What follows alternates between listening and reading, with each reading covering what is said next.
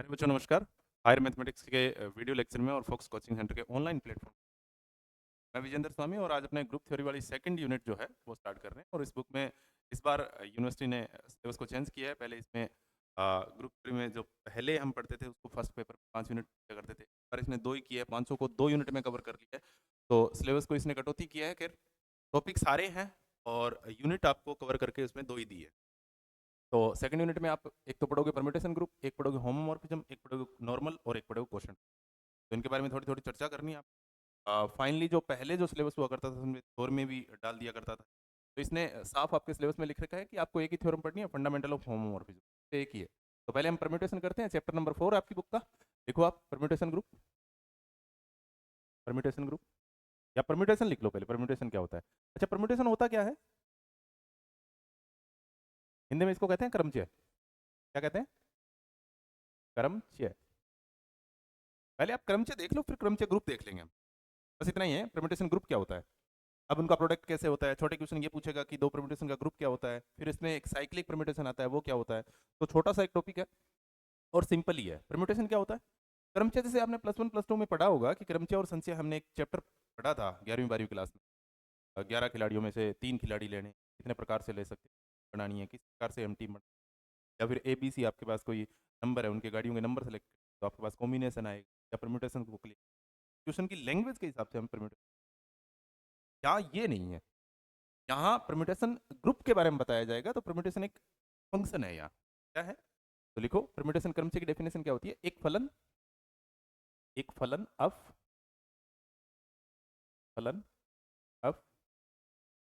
दो set S पर परिभाषित हो, एस से एस पर परिभाषित, तथा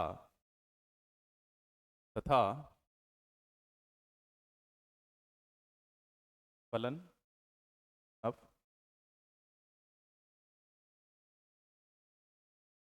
अच्छा तक,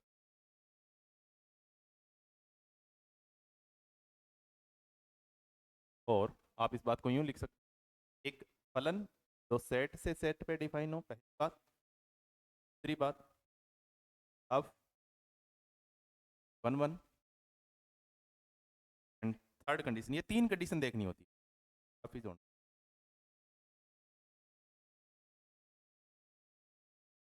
आप इस बात को यूं भी याद रख सकते हो, कोई भी फलन, दुनिया का कोई भी फलन परम्यूटेशन हो सकता है, क्रमचय हो सकता है। कब? यदि वो फलन खुद से खुद में डिफाइन हो। खुद से खुद में मतलब एक सेट एस लिया है तो दूसरा सेट जो सामने, तो ये डोमेन है और ये क्या है? कोडोमेन या रेंज कह दो इसको, ये ना। एक डोमेन भी एस होगा और कोडोमेन भी क्या होगा? एस होगा। जैसे मैं कहता हूं कि मेरे पास एक फंक्शन है, वो फंक्शन ही खुद से खुद में डिफाइन होना चाहिए, और वो फंक्शन आपका 1 1 भी होना चाहिए, और वो फंक्शन आपका क्या होना चाहिए? तो वो क्या हो जाता है? वो आपका क्रमचय होगा। वो फलन ही क्या कहलाएगा? सिंपल सी बात है। अब इसमें हम एग्जाम्पल के तौर पे देखो आप, कि जैसे मेरे पास एक सेट है, जैसे मेरे पास एक सेट है एस, इसमें एलिमेंट है 1 2 3। तो ये कह रहा है कि एक फंक्शन आप डिफाइन करो जो खुद से खुद में डिफाइन हो, खुद से खुद में डिफाइन होना चाहिए। अब खुद से खुद में डिफाइन होगा, इसका मतलब अगर मैं सेट का एलिमेंट अफ, जब सेट का फर्स्ट एलिमेंट लूं 1, भाई फंक्शन को ऐसे ही तो डिफाइन करते हो कि अफ जब लगेगा 1 पे तो आंसर कोई ना कोई आना चाहिए, और वो कोई ना कोई आंसर इन 1 2 3 में से ही कोई आना चाहिए। 1 भी आ सकता है, 2 भी आ सकता है और 3 भी आ सकता है। ऐसा नहीं कि 4 भी आ जाएगा, खुद से खुद में डिफाइन होना चाहिए। समझ रहे हो बात को? तो इसका मतलब इसका कोई ना कोई आंसर आएगा। जब अफ लगेगा 2 पे तो कोई ना कोई आंसर आएगा, जब अफ लगेगा 3 पे तो कोई ना कोई आंसर आएगा। अब देखो, अफ जब 1 लगेगा तो आपने कहा है कि एक सेट ये रहा एस, एक सेट ये रहा एस, यही डोमेन यही कोडोमेन, ये खुद से खुद में डिफाइन एक फंक्शन है। यहाँ 1 2 3 है, यहाँ भी 1 2 3 है। तो मैंने फंक्शन पढ़े हैं कि फंक्शन क्या होता है, कि यहाँ के कोई एलिमेंट खाली नहीं होना चाहिए, डोमेन का कोई एलिमेंट खाली नहीं होना चाहिए, और प्रत्येक एलिमेंट एक ही बार आंसर देना चाहिए। तो इसका मतलब 1 का आंसर 2 हो सकता है, 2 का आंसर 2 हो सकता है, और 3 का आंसर 3 हो सकता है। क्या ये फंक्शन है? तो हम कहेंगे बिल्कुल ये फंक्शन है। क्या ये फंक्शन है? तो फंक्शन की डेफिनेशन क्या होती है, कि प्रत्येक रिलेशन एक फंक्शन होगा यदि उसके डोमेन का कोई एलिमेंट खाली नहीं है, या डोमेन के प्रत्येक एलिमेंट की इमेज आ रही है और सिर्फ एक ही आ रही है। ऐसा नहीं है कि 1 का आंसर 2 भी आ गया और 1 का आंसर 1 भी आ गया तो ये फंक्शन नहीं होगा। भाई अगर आपके पास, आप एक्स्ट्रा मान के यूं कर लो कि एक एग्जांपल है मेरे पास, जैसे ये फंक्शन है मेरे पास, रिलेशन है मेरे पास 1 2 3, और यहाँ भी सेट आपके पास 1 2 3 है। तो 1 का आंसर 1 भी आ गया और 1 का आंसर 2 भी आ गया, 2 का आंसर 2 आ गया और 3 का आंसर 3 आ गया। तो क्या ये फंक्शन है? ये फंक्शन नहीं है, क्योंकि डोमेन के प्रत्येक एलिमेंट का आंसर आना चाहिए और सिर्फ एक ही आना चाहिए, वो होते हैं फंक्शन। तो ये पहले वाला ये फंक्शन है क्या? हाँ साहब ये फंक्शन है। क्या ये फंक्शन है क्या? ये फंक्शन नहीं है। क्यों नहीं है? हाँ साहब आपने पहले दो शर्तें बताइए कि डोमेन का प्रत्येक एलिमेंट आंसर देना चाहिए, डोमेन के प्रत्येक एलिमेंट की मैपिंग होनी चाहिए और सिर्फ एक ही होनी चाहिए। पर यहाँ डोमेन के प्रत्येक एलिमेंट की मैपिंग तो है, पर डोमेन का एक एलिमेंट एक ऐसा है जिसकी दो मैपिंग है, दो आंसर है 1 एंड 2, जो गलत है। ऐसा नहीं होना चाहिए। डेफिनेशन क्या होती है, या फिर हम अपने लोकल लैंग्वेज में क्या कह सकते हैं, लोकल लैंग्वेज में हम इसको यूं पढ़ सकते हैं कि फंक्शन वो होता है, फंक्शन एक रिलेशन होता है, वो रिलेशन जिसमें डोमेन का कोई एलिमेंट खाली नहीं होना चाहिए और डोमेन के प्रत्येक एलिमेंट का एक ही आंसर आना चाहिए। भले डोमेन के सारे एलिमेंटों का आंसर सेम आ जाए, मुझे कोई फर्क नहीं है, पर अगर डोमेन का एक एलिमेंट एक है तो उसका आंसर एक ही बार आना चाहिए। जैसे आपने कहा कि अप 1 इजिकल टू 2 आ गया, तो आप अप 1 इजिकल टू कहीं और आप 1 नहीं बता सकते। जैसे आपने कहा अप 2 का आंसर क्या आ गया? 2, ठीक है, 2 का भी तो आंसर आ रहा है और वो सिर्फ एक ही दो आ रहा है, एक ही बार आ रहा है। 3 का भी आंसर 2। तो क्या ये फंक्शन है? तो मैंने कहा हाँ फंक्शन है। क्या ये खुद से खुद में डिफाइन है? बिल्कुल साहब खुद से खुद में डिफाइन है। तो क्या ये क्रमचय हो सकता है? तो मैंने कहा कि क्या ये 1 1 है? क्या ये ऑन टू है? 1 1 का मतलब होता है कि कोडोमेन के प्रत्येक एलिमेंट का प्री मैपिंग जो होती है, जो प्री इमेज होती है, वो क्या होनी चाहिए? एक ही आनी चाहिए। तो एक का आंसर, दो का आंसर, एक आ रहा है, दो आ रहा है और तीन आ रहा है। क्या एक एलिमेंट का इस साइड के एक एलिमेंट का इस साइड के एक एलिमेंट से रिलेशन बना रहा है? नहीं ना। एक एलिमेंट बहुत सारे तीन एलिमेंटों से रिलेशन बना रहा है, इसका मतलब एक एक ही नहीं है, बहु एक एक ही है। क्या ये आच्छादक है? आच्छादक का मतलब होता है कोडोमेन कंप्लीटली ढका हुआ होना चाहिए। तो क्या कोडोमेन कंप्लीटली ढका हुआ है? यानी रेंज और कोडोमेन बराबर होनी चाहिए। रेंज तो आ रही है इसकी 2 और कोडोमेन क्या है 1 2 3, क्या बराबर है? मतलब 1 1 ऑन 2 नहीं है, खुद से खुद में डिफाइन है, ये बात ठीक है आपकी, पर ये 1 1 और ऑन 2 नहीं है, इसलिए परम्यूटेशन नहीं है। फंक्शन है, परम्यूटेशन नहीं है।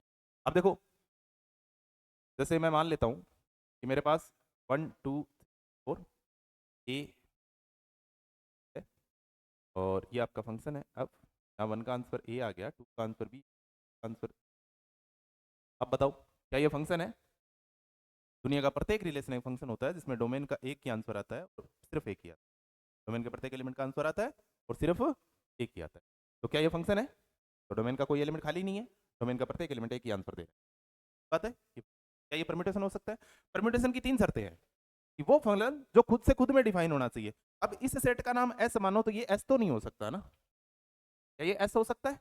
एस नहीं हो सकता, बिकॉज इस सेट में एलिमेंट 1 2 3 4 है और इस सेट में element A B C D. इसका मतलब जो एलिमेंट यहाँ है वो ये यहाँ होना चाहिए। इसका मतलब कैन से दैट एस ये है, तो ये एस नहीं हो सकता, बिकॉज दो सेट बराबर होने के लिए ये है number of element and face of element are same. उन एलिमेंटों की संख्या और वो के वो एलिमेंट उसी में होने चाहिए। ए और बी सेट बराबर कब होते हैं पता है? ए में सारे एलिमेंट दो, बी में भी हैं और बी के सारे एलिमेंट क्लियर है।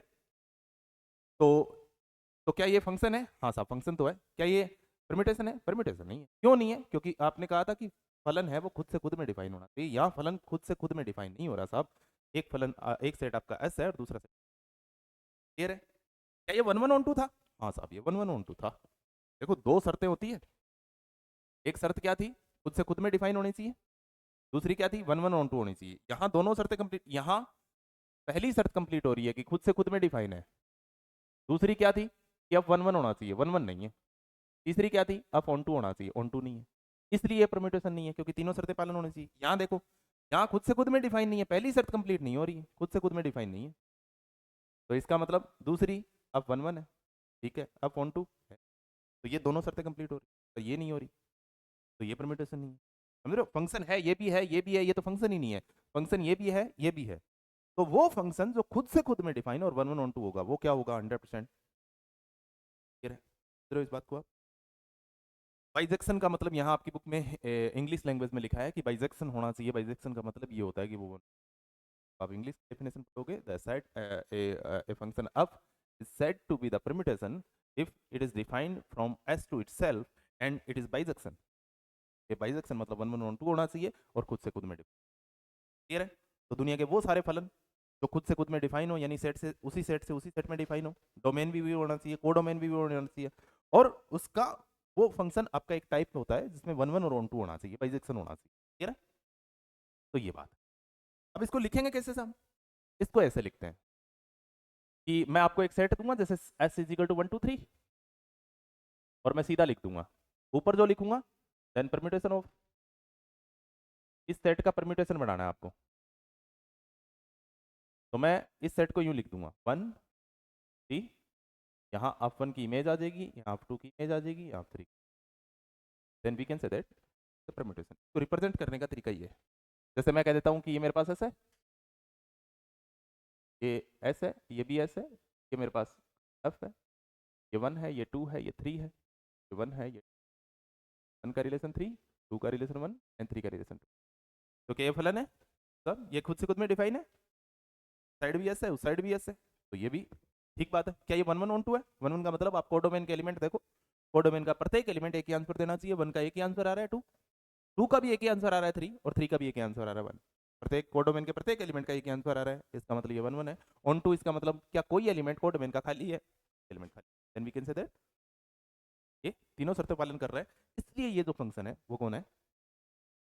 इसको लिखेंगे कैसे? इसको ऐसे लिखेंगे। तो यहाँ ये जो परम्यूटेशन बनेगा वो क्या बनेगा कि 1 ऊपर तो यही लिखेंगे 1 2 3, 1 की इमेज कितनी है? आप 1 मतलब आप जब लगाओगे 1 पे तो आंसर 3 आ रहा है, 3 2 पे लगाओगे तो 1 आ रहा है, और 3 पे लगाओगे तो 2 आ रहा है। ये लो साहब, ये आपका एक परम्यूटेशन। ठीक है, क्या इसी सेट का यही परम्यूटेशन है और कोई नहीं बन सकता? हम चेक कर लेते हैं। भाई ऐसा भी तो हो सकता था, सेट यही था आपके पास 1 2 3 1 2 3 1 2 3 1 2 3, ऐसा भी तो हो सकता था। सेट वही है, खुद से खुद में डिफाइन है, सेट अभी भी वही है। हमने क्या किया है, 1 का आंसर 1 दे दिया, 2 का आंसर 2 दे दिया और 3 का आंसर 3 दे दिया। Then we can say that इसको मैं कैसे लिखूंगा 1 2 3, 1 का 1, 2 का 2, 3। क्या ये परम्यूटेशन है? बिल्कुल साहब, ये भी परम्यूटेशन। तो इसी सेट से कितने परम्यूटेशन बना सकते हो फिर आप? तो ये डिपेंड करता है उनके एलिमेंटों की संख्या। सेट में कितने एलिमेंट है? 3 एलिमेंट है, कितने परम्यूटेशन बनेंगे? 3 नहीं बनेंगे, 6 बनेंगे, फैक्टोरियल 3। ठीक है, इसको आप एक एग्जांपल से लिखो, फिर मैं आपके नोट लगा देता हूँ। ये लिखो आप, तब तक ये लिखो, ये एग्जांपल फटाफट लिख लो बेटा, ये वाला पार्ट कर लो, ये वाला करने की जरूरत नहीं है।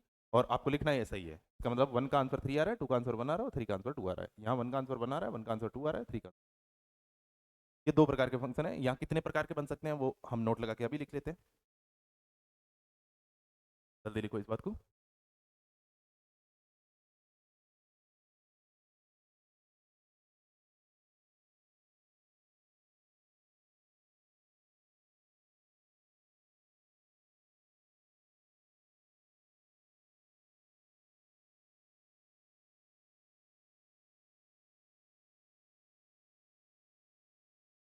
और ये जो समुच्चय लिया जाता है हमेशा परिमित होता है, फाइनाइट होता है।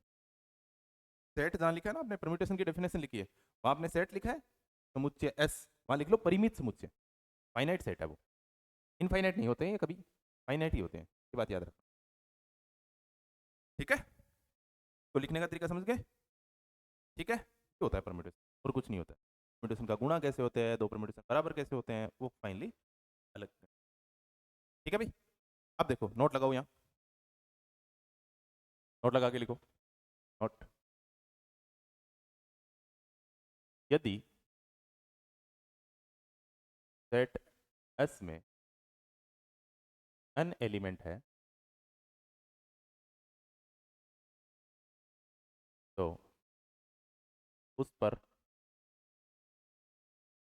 बनने वाले क्रमचों की संख्या, बनने वाले क्रमचों की फैक्टोरियल n होती है। कितने क्रमचे बन सकते हैं? फैक्टोरियल n, जितने भी एलिमेंट होंगे। क्लियर है?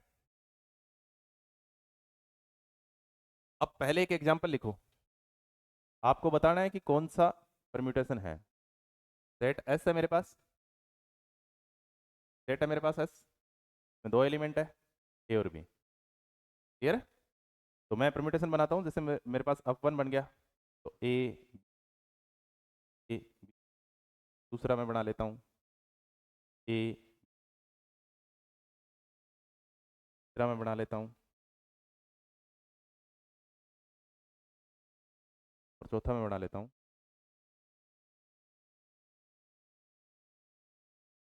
अब बताओ भाई, कौन सा परम्यूटेशन है और कौन सा परम्यूटेशन नहीं है? क्या ये परम्यूटेशन है? ऊपर ए बी आ रहे हैं, नीचे भी एक ही बार ए बी आ रहा है। क्लियर है? दो ही सेट में 2 ही एलिमेंट है, ए और बी। ऊपर भी ए बी आ रहा है और नीचे भी किसी क्रम में आए, बस ए बी आए, कोई एलिमेंट छूटे नहीं, सिर्फ एक ही बार आए, ऐसा है?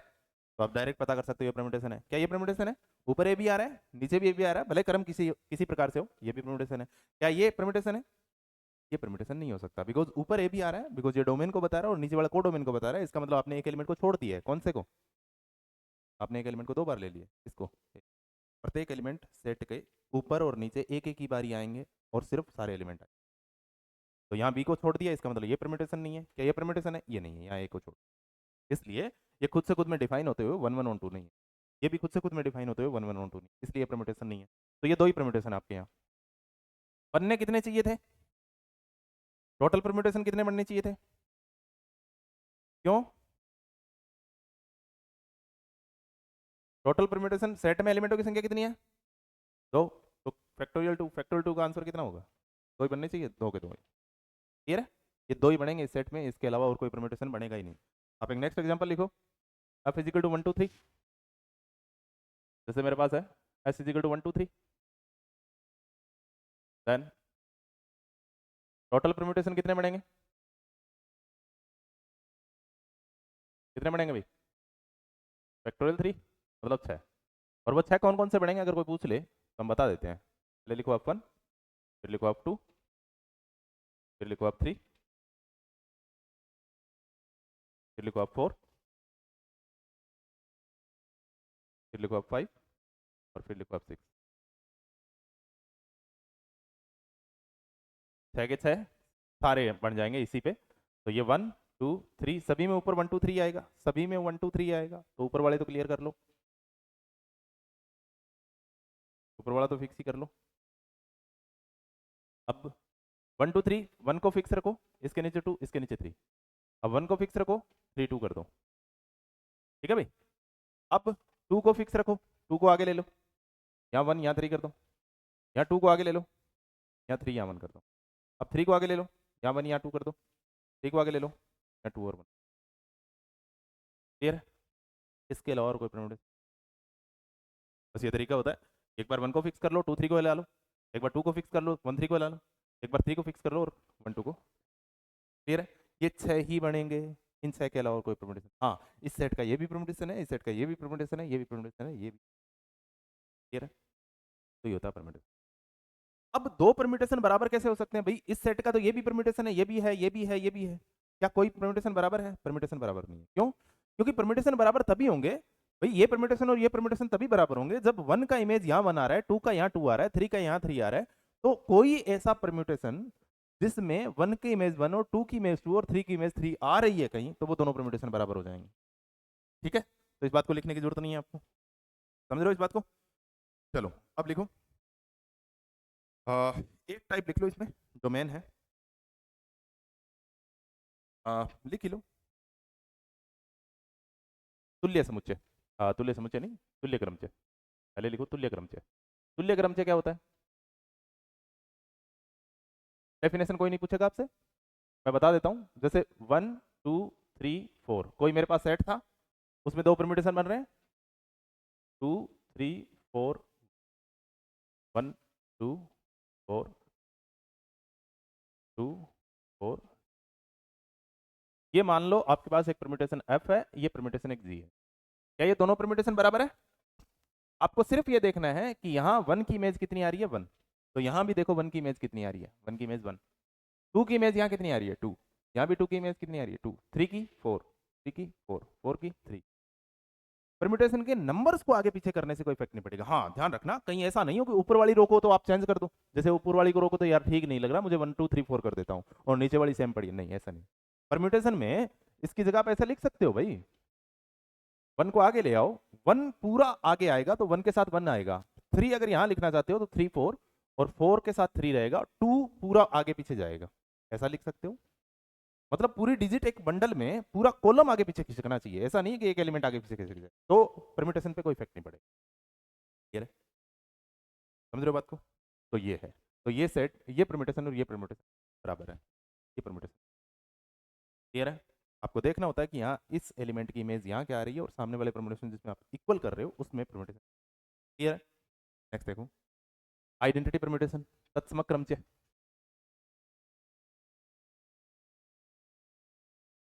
तत्समक क्रमचय देखो भाई तत्समक क्रम से क्या होता है कि यदि आपके पास दो एलिमेंट लो और एलिमेंट के बाद आप भाई जितने भी आपके पास, आपने कहा कि सेट है मेरे पास, उस सेट में कितने परम्यूटेशन बनेंगे, तो आपने कहा फैक्टोरियल n बनेंगे। अगर उसमें n एलिमेंट है तो फैक्टोरियल n उसमें परम्यूटेशन बनेंगे। फैक्टोरियल n में एक आइडेंटिटी परम्यूटेशन पक्का बनेगा। आइडेंटिटी परम्यूटेशन का मतलब होता है जो एलिमेंट लो उसका आंसर वही आ जाए। समझ रहे हो बात को? तो जो एलिमेंट लेते हैं उसका आंसर क्या आ जाता है, वही आ जाता है। तो लिखो आप इस बात को तत्समक क्रम से। इसको मैं आई ए से रिप्रेजेंट करता हूँ, या अ फिजिकल टू, आप इस बात को यूं लिख लो कि अगर A1 है तो A1 आएगा, A2 लिया है एलिमेंट तो उसका आंसर A2 ही आएगा, A3 लिया है तो A3 आएगा, A4 लिया है, जितने भी एलिमेंट लेते हो, और ये फाइनाइट होते हैं भाई। क्लियर है? ये आइडेंटिटी होता है भाई। ठीक है, अब नेक्स्ट देखो, एक एग्जांपल देख लो आप इस बात पे।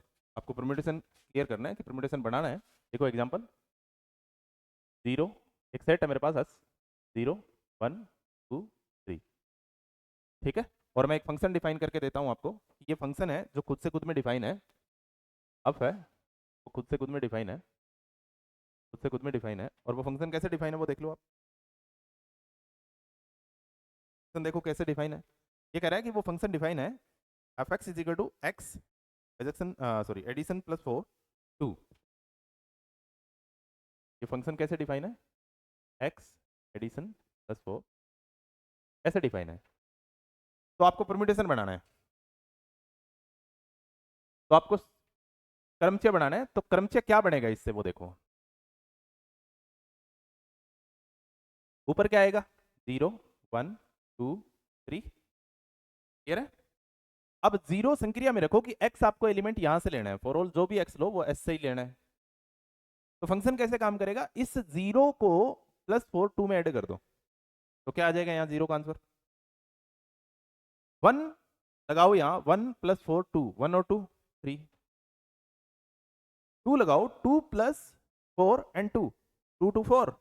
और आंसर हमें 4 नहीं चाहिए, क्योंकि एडिशन का मतलब होता है कि जैसे एलिमेंट का योग 4 या 4 से बड़ा हो माइनस 4 कर दो। तो 4 माइनस 4 0। यहाँ कितना आ जाएगा, 3 प्लस 2 5। क्या ये परम्यूटेशन है, चेक करो कि ऊपर 0 1 2 3 आ रहा है, नीचे भी 0 1 2 3 आ रहा है। क्या 0 1 2 3 कोई स्किप हो रहा है, नीचे कोई स्किप नहीं हो रहा, सारे आ रहे हैं और एक एक बारी आ रहे हैं। तो ठीक है, ये परम्यूटेशन है। ये फंक्शन है जो खुद से खुद में डिफाइन है। और क्या है आपका एफ, ये रहा भाई।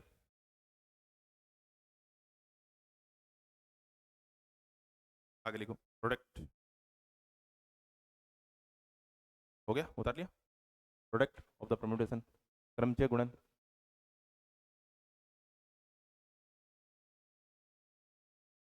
क्रमचय गुणन, गुणा कैसे करते हैं, हेडिंग डालो क्रमचय गुणन। मैं डायरेक्ट एग्जांपल से आता हूँ, देखो इसमें मेरे पास दो क्रमचय हैं एफ और जी। पास दो क्रमचय हैं एफ और, एक एफ है 1 2 3 4, 1 2 3 4, दो परम्यूटेशन है। और एक सेट के दोनों परम्यूटेशन होने चाहिए भाई। ये देगा आपको जब भी क्रमचय का गुणा करवाएगा, 2 3 4 1, 2 3 4 1। एग्जाम्पल से समझ लो डायरेक्ट। और एक जी है मेरे पास जो इसी सेट पे डिफाइन होता हुआ आएगा। अगर इस सेट पे डिफाइन नहीं है, कोई दूसरे सेट पे डिफाइन होता हुआ परम्यूचय है, तो फिर वो गुणा नहीं करेंगे। खुद से खुद में डिफाइन होते हुए, जैसे आपने कहा कि 1 2 3 4 के कितने परम्यूटेशन बनेंगे भाई, इसका मतलब है कि मेरे पास एक सेट था जिसमें कितने एलिमेंट थे, 4 थे। अब 4 हैं तो इसके परम्यूटेशन कितने बनेंगे टोटल, टोटल परम्यूटेशन कितने बनेंगे, फैक्टोरियल 4, फैक्टोरियल 4 का मतलब 24। कितने परम्यूटेशन बनेंगे, 24 बनेंगे। उन 24 में से कोई दो ये है, यही आपस में गुणा कर सकते हैं, है ना। ऐसा नहीं कि किसी दूसरे सेट का परम्यूटेशन उठाया और पहले सेट के परम्यूटेशन से गुणा कर दिया ना। आपको जब भी गुणा मिलेगा आपको एक ही परम्यूटेशन, एक ही सेट के परम्यूटेशन मिलेंगे दोनों। जरूर बात को। तो आपके पास एक तो ये है और दूसरा क्या है, 3 4 2 1, 3 4। तो ये दो परम्यूटेशन है इस सेट के, देन मल्टीप्लाई या product of dot G. Of dot G करो तो आप अफ को भी लिख लो और जी को भी लिख लो। एक सीधी ट्रिक बताता हूँ आपको, कुछ नहीं करना होता। 3 4 2 3 4 1, और यहाँ आ जाएगा 1 2 4 3 4 2 1। क्लियर है, अफ डॉट जी हो गया। अब इन दोनों को गुणा करेंगे और एक परम्यूटेशन बनेगा इनसे। वो कैसे बनेगा वो देखो आप, कि आप पहले वाले को सिंपल लिख लो 1 2 3 4, इसको इसके नीचे यूं ही लिख दो 2 3 4 1, लिख लिया इनटू। अब इसको आप ऊपर वाले जैसे आप यहाँ लिखते हो ना न्यूमेरिकल में 3/3, तो कट कर देते हो ना, 3 से 3 को कैंसिल कर देते हैं। सेम वही काम करना है कि ऊपर वाली रो 1 2 3 4 है, तो नीचे वाली को भी सेट कर लो 1 2 3 4। दूसरे का जो रो होता है ना, दूसरे परम्यूटेशन का जो नीचे वाली रो है, उसको आप 1 2 3 4 लिख लो क्रम से। सबसे पहले 1 लिख लो, फिर 2 लिख लो, फिर 3 लिख लो, फिर 4 लिख लो, ये इसी प्रकार से। या तो फिर आप 3 4 2 1 इसको लिख लो, सेम कर लो इन दोनों को, ताकि आप काट दो। वैसे काटना नहीं है, याद रखने के लिए बता रहा हूँ कि अगर 1 2 3 4 है तो यहाँ भी 1 2 3 4 कर लो। अब देखो आप 1 के साथ 4 आएगा, 1 की इमेज यहाँ क्या है, 1 की प्री इमेज 4 है, तो 1 के ऊपर 4 लिख दो। 2 के ऊपर क्या लिखोगे 3, 4 3 के ऊपर क्या लिख दो 1, और 4 के ऊपर क्या लिख दो। समझ रहे बात को, समझे बात को। अब ये 1 2 3 4 1 2 3 4 काट दो और दोनों से एक परम्यूटेशन बना दो, तो ये यूं का यूं आगे खिसक जाएगा 4 3 1 2 2 4। अब इसको थोड़ा ठीक करके लिख दो कि हमें पता है कि परम्यूटेशन लिखते हुए ऊपर वाली रो थोड़ी क्रम से आनी चाहिए। 1 2 3 4 लिख दो, और 1 के नीचे क्या है 4, 2 के नीचे क्या है 1, 3 के नीचे क्या है 3, और 4। ये आपका अपलोड, ठीक है, हो जाएगा। अब आप इसमें काम करके देखना, आप होमवर्क में ले लो, जी डॉट अप करके देखना। और जनरली मैंने अभी तो क्या किया है, अप डॉट जी किया है, आप जी डॉट अप करके देखना। मैंने तो क्या किया है, अप डॉट जी किया है, आप जी डॉट अप करके देखना इसका। और नॉर्मली अप डॉट जी बराबर नहीं होंगे किस डॉट अप। आप इसको कई बार अप ऑफ जी के फॉर्मेट में भी देखते हो, वो एक ही बात है, अप ऑफ जी का हो चाहे अप डॉट जी, ठीक है, समझ गए बात को। तो ये है आपका परम्यूटेशन। आगे लिखो आप,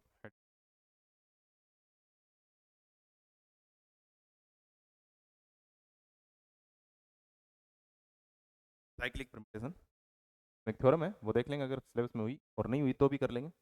आप एक बार तो नोट लगा के लिख लो सीधा, एक बार तो नोट लगा के सीधा ही लिख लो।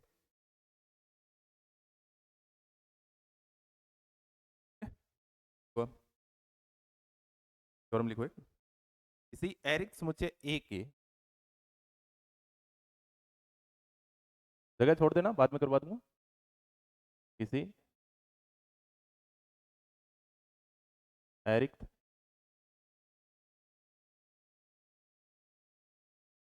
समुच्चय ए के सभी क्रमचों का समुच्चय,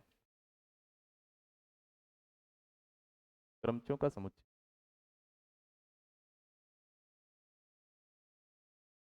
गुणन संक्रिया के लिए, कौन सी संक्रिया के लिए, गुणन संक्रिया के लिए, गुणन संक्रिया के लिए एक ग्रुप होता है। यही परम्यूटेशन ग्रुप है और कुछ नहीं, यही परम्यूटेशन ग्रुप है। देखो कि एरिक समुच्चय ए होगा, उस ए के परम्यूटेशन बनेंगे, भाई बनेंगे कितने, वो डिपेंड करता है सेट में कितने एलिमेंट है। जैसे ए में 3 एलिमेंट है तो परम्यूटेशन टोटल कितने बनेंगे 6। तो ये कह रहे हैं उन 6 एलिमेंट जो भी बनेंगे क्रमचों का समुच्चय ऐसे, जितने भी क्रमचय बनेंगे उनको एक सेट में लिख लो आप। जैसे आप एक एग्जांपल से लिख लो, इसको हम प्रूफ करेंगे थोड़ी देर में, एक बार आवश्यकता नहीं है इस बात की, एक बार सिर्फ समझ लो कि जैसे मेरे पास ए इज इक्वल टू, एग्जाम्पल लिख लो इसमें, ए इज इक्वल टू 1 2 3 है,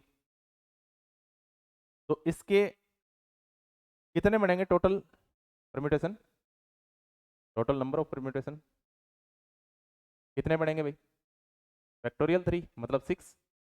अब वो 6 ऐसे ही तो बनेंगे 1 2 3 4 5 6, सारे परम्यूटेशन ऐसे बनेंगे, जैसे 1 2 3 1 2 3 आपने लिखा है थोड़ी देर पहले, सभी ऐसे ही बनेंगे। अब इसके नीचे जैसे 1 1 1 2 3 आ गया, इसके नीचे 3 2 आ गया, इसके नीचे 2 3 1 आ गया, इसके नीचे 2 1 3 आ गया, इसके नीचे 3 1 2 आ गया, इसके नीचे 3, ये बनेंगे 6। ये कह रहा है पूरा एक सेट बना लो इसको, ये लिखा है मैंने, किसी एक एरिक समुच्चय ए के सभी क्रमचों का समुच्चय, सारे क्रमचय ये बनेंगे, ये पूरा एक सेट है। ये गुणन संक्रिया के लिए हमेशा एक ग्रुप होता है, सदैव होगा ऐसा। कोई पूछ ले कि क्या ये कौन सी संक्रिया के लिए गुणा हो, कौन सी संक्रिया के लिए ग्रुप होगा, तो क्रॉस संक्रिया के लिए। आप करके देख सकते हो कि कैसे होगा साहब। तो इसमें क्लोजर प्रॉपर्टी एक्सेप्ट करो। क्लोजर का मतलब आप ऐसे के दो एलिमेंट ले लो, दोनों को प्रोडक्ट करो, आपके पास कोई एक परम्यूटेशन मिलेगा।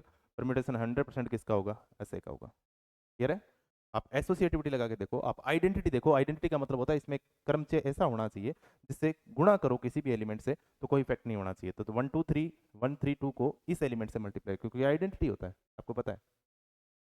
और इनवर्स का मतलब 1 का 1 है, 2 का 2 है, 3 का 3 है, तो इसका इनवर्स 1 का 1 है, 2 का 3 है, 3 का 2 है। अगर इसका इनवर्स देखना है तो 1 का इनवर्स 1 है, 3 का इनवर्स 2 है, और 2 का इनवर्स 3 है। तो ये भी किसी न किसी एक परम्यूटेशन में आए। ये हम आगे प्रूव करेंगे तो मैं आपको क्लियर बता दूंगा। क्लियर है? एक बार इस चीज़ की ज़रूरत है नहीं अपने। आगे लिखो साइक्लिक ग्रुप। आगे लिखो साइक्लिक ग्रुप। मैं आपको बताना चाहिए।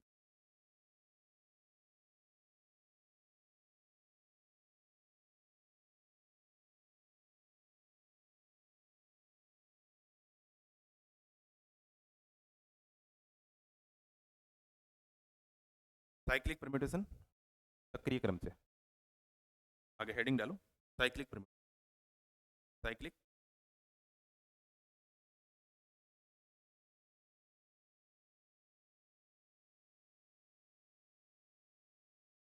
साइक्लिक परम्यूटेशन, इसको कई बार हम साइकिल भी बोल देते हैं, डायरेक्ट चक्कर भी बोल देते हैं, या चक्रीय ग्रुप भी बोलते हैं, चक्रीय क्रम से भी बोल देते हैं, या चक्कर भी बोल देते हैं, साइकिल्स बोलते हैं इसको। देखो डेफिनेशन, किसी ए का कोई क्रमचय सिग्मा एक चक्रीय क्रमचय अथवा चक्कर कहलाता है।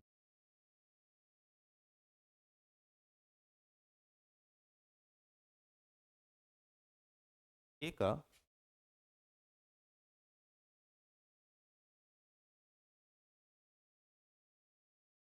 कोई क्रमचय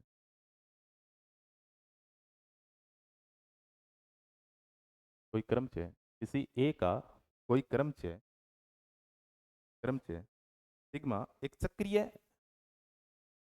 सिग्मा से रिप्रेजेंट करते हैं चक्कर को, एक चक्रीय या चक्कर कहलाता है। चक्कर कहलाता है यदि, एक चक्कर कहलाता है यदि ए का ऐसा परिमित उपसमुच्चय, ए का ऐसा परिमित परिमित उपसमुच्चय विद्यमान हो,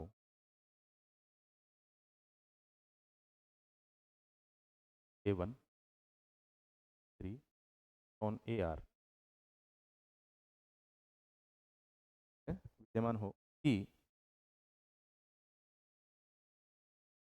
जब सिग्मा लगाओ A1 पे तो आंसर A2 आना चाहिए, सिग्मा लगाओ A2 पे तो अगला आंसर आना चाहिए A, जब सिग्मा लगाओ A4 पे, C पे तो आना चाहिए, और ये चलता जाए। और ये फाइनाइट एलिमेंट होते हैं, इसलिए लास्ट वाला एलिमेंट जो A आ रहा है तो आंसर क्या जाना चाहिए। इस बात को यूँ समझो कि मैं कहने की कोशिश कर रहा हूँ कि परम्यूटेशन एक स्पेशल क्रमचय है। परम्यूटेशन चक्कर सॉरी साइकिल जो होता है वो एक स्पेशल परम्यूटेशन है। और स्पेशल परम्यूटेशन को कैसे लिखते हैं? स्पेशल परम्यूटेशन को ऐसे लिखते हैं, जैसे आपने कहा कि आप एग्जांपल ले लो, जैसे A1 A2 A3 A4 and A5, ठीक है। और आगे थोड़ा और लिख लो A6। क्लियर है? अब A1 है, उसका आंसर आगे बढ़ा आना चाहिए टक्कर में। A1 से A2 आना चाहिए, A2 से A3 आ जाना चाहिए, A3 से A4 आ जाना चाहिए, A4 से A5 आ जाना चाहिए, A5 से A6 आ जाना चाहिए, A6 से A7 आ जाना चाहिए, और A7 से वापस A1 आ जाना चाहिए। तो ये एक स्पेशल परम्यूटेशन है, और ये स्पेशल परम्यूटेशन ही क्या कहलाता है? चक्कर कहलाता है। क्या कहलाता है ये चक्कर कहलाता है। समझ रहे हो बात को? ठीक है भाई। अब भाई ये जो है इसका मतलब sigma A1 is equal to A2 आया, sigma A2 is equal to A3 आया, तो आगे वाला एलिमेंट चलता जाता है। तो इस चक्कर को रिप्रेजेंट हम परम्यूटेशन से नहीं करेंगे। हम इसको रिप्रेजेंट कैसे कर देते हैं? हम इसको ऐसे रिप्रेजेंट कर देते हैं A1 A2 A3 A4 A5 A6। ये रहा, हम इसको ऐसे रिप्रेजेंट करते हैं, कोमा मत लगाना भाई, ये सिग्मा। ये चक्कर है आपका, कोमा मत लगाना, क्वेश्चन में कोमा नहीं लगते, कोमा हटा भाई। क्लियर है? इसमें क्या होता है,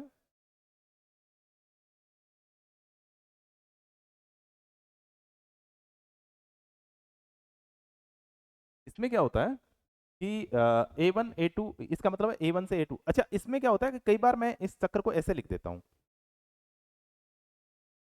मैं आपको सेट दूंगा और सेट देते हुए मैं आपको, भाई सेट दूंगा इसका मतलब मैं आपको एलिमेंट बताऊंगा कि कितने एलिमेंट है इसमें, ठीक है? तो आपके हिसाब से उस परम्यूटेशन में इतने एलिमेंट आने चाहिए। और कई बार मैं इस चक्कर को ऐसे लिख देता हूँ, जैसे मैं आपको एग्जांपल देता हूँ कि मैं कहता हूँ कि मेरे पास एक चक्कर है, उस चक्कर को मैं सिग्मा लिखूंगा 1 2 4 5। ओ यार, 1 2 4 5, और मैं विलोम से लिख देता हूँ S6। इसका मतलब है ये एक परम्यूटेशन है वास्तव में, जो कितने एलिमेंटों से मिलकर बना है? 6 एलिमेंट थे सेट में, S6 का मतलब सेट में 6 एलिमेंट थे। और अगर सेट में 6 एलिमेंट थे तो आपने एक चक्कर लिख दिया, और चक्कर कौन होता है? चक्कर एक स्पेशल परम्यूटेशन होता है। इसका मतलब परम्यूटेशन में ऊपर 6 ही एलिमेंट आएंगे। इसका मतलब, इसका मतलब ये है कि S6 का मतलब है कि सेट में एलिमेंट तो वास्तव में 1 2 3 4 5 और 6 ही थे। आपने लिखा क्या है? 1 का 2, 2 का 4, 4 का 5। इसका मतलब बीच में जो एलिमेंट 1 2 के बीच में 3 एलिमेंट आएगा वो कहाँ है, और 6 एलिमेंट आएगा वो कहाँ है? तो चक्कर में जो आइडेंटिटी एलिमेंट होते हैं उनको लिखते नहीं है। आइडेंटिटी एलिमेंट का मतलब यहाँ अगर आपने 3 नहीं लिखा है तो इसका मतलब पक्का 3 का आंसर 3 है। अगर आपने यहाँ 6 नहीं लिखा है तो 6 का आंसर 6 ही है। इसका मतलब 1 का आंसर क्या आ रहा है चक्कर में? 2। 2 का आंसर क्या आ रहा है? 4। 4 का आंसर क्या आ रहा है? 5। और 5 का आंसर क्या आएगा? 1। तो बच गए कौन? 3 और 6। 3 का आंसर 3 और 6 का आंसर 6। क्लियर है? तो ये होता है चक्कर लिखना, चक्कर ऐसे लिखते हैं। क्लियर है? समझ रहे हो बात को? तो ये होता है चक्कर आपका। देखो इस एग्जांपल को आप कंप्लीट।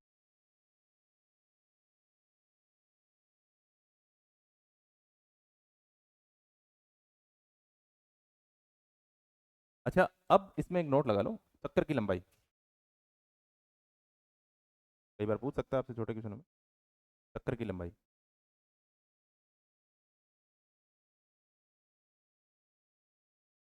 चक्कर की, आप लिखो, चक्कर में एलिमेंटों की संख्या, एलिमेंट्स की संख्या चक्कर की लंबाई कहलाती है।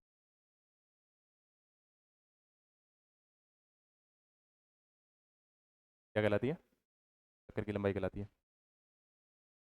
चक्कर में एलिमेंटों की संख्या क्या कहलाती है? चक्कर में चक्कर की लंबाई कहलाती है। इसे ऑर्डर ऑफ सिग्मा लिखते हैं।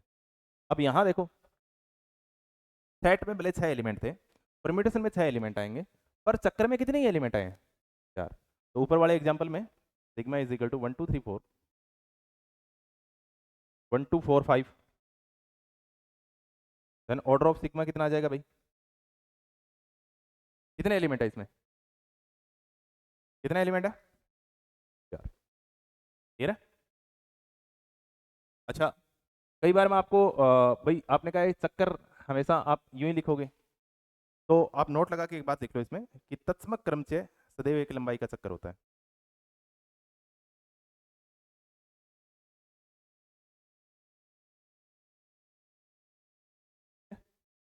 तत्समक क्रम से सदैव एक लंबाई का होता है। बाकी हम कल करेंगे। तब तक के लिए नमस्कार, जय हिंद, जय भारत।